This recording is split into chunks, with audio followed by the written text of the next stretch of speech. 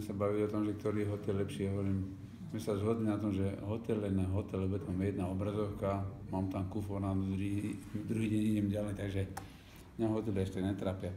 A veľmi životný štýl máte radi takéto, že do saun rady chodíte oddychovať alebo nie? Alebo skôr máte radi niečo iné?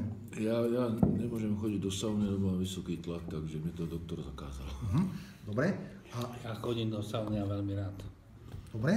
Lebo má nízky tlak. Aha. A Jozef má rád radšej takú ruskú saunu, tú klasickú baňu, alebo tie fínske sauny, alebo Ja fínsku. Fínsku saunu. Dobre.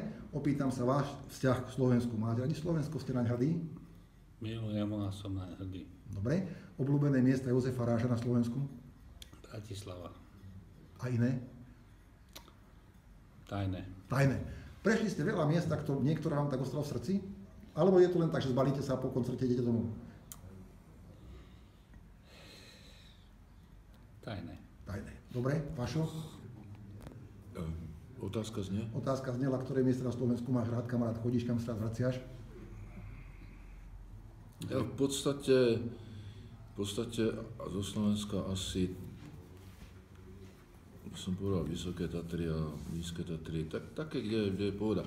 Bratislavu mám rád, ale už tam nežijem a žijem v Prahe, takže do Bratislavy chodím v podstate skôr za prácou, keď s chalami cvičíme, skúšame nový program a tak ďalej, nahrávame CDčko.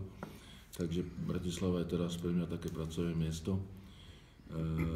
A inak na Slovensku sa mi páči všade krásne, ale ja som taký federálny Čechoslovák, takže ja to beriem ešte tak ako z toho minula, že v Československu sa mi páči všade. Janči, kamarát chodí na Slovensku, čo má rád? To je to zložité, no. Tak, Ja si myslím, že na Slovensku je toľko krásnych kútov, že vybrať si jeden z nich je asi ťažké. Ale myslím, že Orava sa mi celkom páči. Tam sa rád chodívam. a skôr taká tá pokojná dovolenka, ležím niekam sa pozerám, alebo chodím na túry, alebo proste, ako to? Ja nie som až taký turista vzhľadom na to, že som precestoval celý svet a furt som niekde na cestách, takže turizmus ma až takým spôsobom nebaví. Lebo športujem iným spôsobom a